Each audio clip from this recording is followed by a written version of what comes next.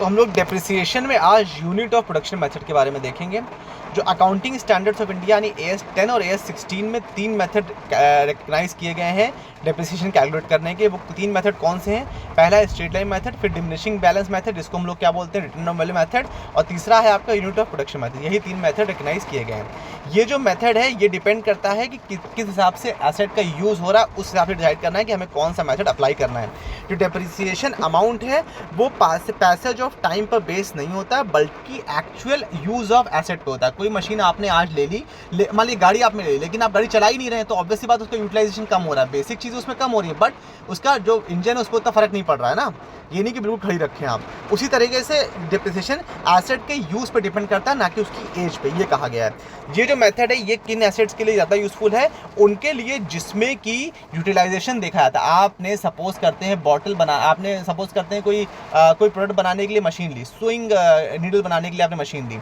अब उसके लिए वो मशीन आपने आज ले ली और उसके बाद उस मशीन को आप यूटिलाइज़ नहीं कर रहे हो 6 महीने तक, तो उसमें डेप्रिसिएशन नहीं माना जाएगा। क्यों? क्योंकि ये है कि सुइंग मशीन बनाने वाली 1 लाख सुइंग बनाएगी है, तो उसके लिए 1 लाख में आप ये तो ना कि एक ही महीने बना लोगे, आपको 10 साल लगेंगे बनाने में, या आप 6 महीने बाद काम शुरू करोगे, तो डेप्रिसिएशन शुरू के 6 महीने नहीं लेगा। ये मतलब है इसका यूनिट ऑफ प्रोडक्शन मेथड का। इस मेथड में क्या होता है, यूजफुल लाइफ जो है वो in terms of production output देखी जाती है, कितना प्रोडक्शन मशीन कर रही है उस पर, ना कि नंबर ऑफ ईयर्स पर। इसमें इसको डेप्रिसिएशन अमाउंट कैलकुलेट करने के लिए क्या करा जाएगा, जो भी एक्चुअल प्रोडक्शन यूसेज होगा किसी पर्टिकुलर पीरियड का, उसको डिवाइड किया जाएगा टोटल एक्सपेक्टेड प्रोडक्शन से। सपोज हमने एक साल में 10,000 प्रोडक्ट बनाया उस मशीन से, और कहा गया है कि टोटल 50,000 प्रोडक्ट बना था, तो मतलब 10,000 डिवाइड बाय 50,000, ठीक है। और इनटू डेप्रिशिएबल अमाउंट, कितना अमाउंट है उस हिसाब से, मतलब कि 5वां हिस्सा हमने मशीन का यूटिलाइज कर लिया है। उसके बाद इसके एग्जाम्पल दिया है इन्होंने कि कोई पेन बनाने वाली कंपनी है, उसने 10 लाख पेन बनाने के लिए कोई एक मशीन ली है, ठीक है, और वो मशीन उसे कितने की पड़ी, 1 लाख रुपए की पड़ी है, और कहा गया कि बाद में मशीन की स्क्रैप वैल्यू 10,000 है, ठीक है। अब पहले प्रोडक्शन ईयर में मशीन थी उसने 2 लाख पेन बना दिए। इसका मतलब 2 लाख डिवाइड बाय 10 लाख, मतलब कि 1/5 उसकी कैपेसिटी यूज हो गई, और मल्टीप्लाइड बाय क्या होगा, 1 लाख उसकी ओरिजिनल वैल्यू जो मशीन है, और 10,000 उसकी स्क्रैप वैल्यू, मतलब कि 90,000 से डिवाइड कर दोगे आप उसको, सॉरी मल्टीप्लाई कर दोगे, तो हो गया आपकी उसकी डेप्रिसिएशन कितना घट, मतलब आपने 90,000 की मशीन में से 18,000 रुपये का काम आप ले चुके हैं, तो आपने 18,000 रुपये डेप्रिशिएट कर दिए। ये मतलब इसका सिंपल मतलब ये है। फिर लास्ट है हमारा sum of the years digit method. इसको बोलते हैं SOID यानी sum of the year digit method. मतलब इसमें डेप्रिसिएशन कैलकुलेट करने के लिए अगर कहा गया कि 5 साल उसकी लाइफ है, तो आप 5 + 4 + 3 + 2 + 1 ऐसे करके लिखोगे, ठीक है। और अब आ गया टोटल 15, तो मतलब ये 15 आपकी फिगर होगी मेन। इसमें एक एग्जाम्पल इन्होंने दिया है कि कोई मशीन है, उसको 3 लाख रुपए खरीदा गया और कहा गया कि 5 साल चलेगी। अब आपको ये कहा गया कि इसकी आपकी sum of the year digit method से आपको निकालना है कि इसकी फाइनल तीसरे साल में इसकी रिटर्न डाउन वैल्यू क्या होगी भाई 15 उसका वो है टोटल नंबर, और हमें कितना निकालना है, हमें निकालना है उसको 3 साल के बाद। तो मतलब हम तीसरे साल में देंगे 5 + 4 + 3 यानी 5 × 4 = 9 9 × 3 = 12, तो 12/15 12/15 इंटू 3 लाख हम कर देंगे, आ जाएगा 2,40,000। मतलब कि 3 साल के एंड में इसकी जो वैल्यू है, मतलब 2,40,000 रुपये की चीज़ उसकी यूज़ हो चुकी है शुरू के 3 साल में, और अब बचे कितने 60,000, तो 3 साल बाद इसकी वैल्यू कितनी आ रही है 60,000 रुपये। ये इसका सिंपल मतलब हुआ, विच इज़ वेरी सिंपल है, वेरी इंटरेस्टिंग।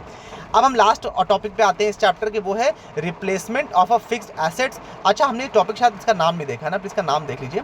ये जो चैप्टर है ये हमारा है JIB पेपर 3 में हम लोग ये कर रहे हैं, ठीक है। JIB पेपर 3 में हमारा मॉड्यूल A चल रहा है, यूनिट 6 डेप्रिसिएशन एंड अकाउंटिंग, और उसमें प्लीज़ ये डिस्क्लेमर देख लीजिए that this video is for educational purposes only, ठीक है। ये पॉज करके इसको ऐसे देख लीजिए आप 1 मिनट, ठीक। तो हम लोग लास्ट पर अब आ गए हैं, कहाँ पर आ गए हम लोग, replacement of a fix asset and creation of sinking fund.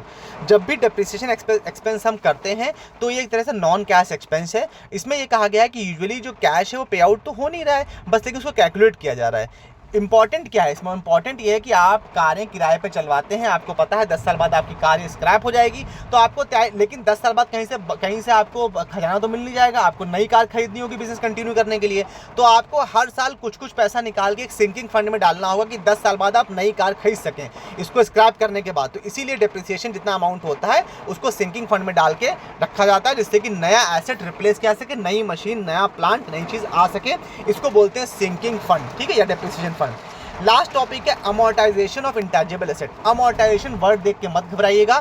जैसे आपके टेंजिबल एसेट्स यानी प्लांट और मशीन डिप्रिशिएट करते हैं, उसी तरह से आपके इंटेंजिबल एसेट्स जैसे कि पेटेंट, ट्रेडमार्क, ये सब कॉपीराइट, ये सब चीज़ें भी डिप्रिशिएट करती हैं। आप लाइसेंस लेते हैं तो 10 साल के लाइसेंस है। आपने कॉपीराइट लिया तो जैसे आपने कोई मेडिकल कोई दवा बनाई, उसका पेटेंट आप मिला तो 20 साल का पेटेंट मिला आपको, तो इसका मतलब 20 साल बाद वो पेटेंट आपके पास नहीं होगा, तो आपको 20 साल के बाद की भी तैयारी करनी है ना। तो उसका जो डिप्रिसिएशन हो रहा है उसको अमोर्टाइजेशन बोलते हैं। इंटेंजिबल एसेट्स जब डिप्रिशिएट करते हैं तो उसको हम लोग बेसिकली अमोर्टाइजेशन बोलते हैं। इंडियन अकाउंटिंग स्टैंडर्ड में इसको IND AS 38 के अंतर्गत लिया जाता है। ये एग्जाम में पूछा जाता है कि अमोर्टाइजेशन ऑफ इंटेंजिबल एसेट्स किस में आता है, तो आपको बताना है IND AS 38 के अंतर्गत। ठीक है, तो ये आपका यहाँ पे पूरा चैप्टर खत्म हुआ। I hope you like this session and this part. Do like, share, subscribe and comment and let us know your genuine feedback. Thank you so much for your valuable time.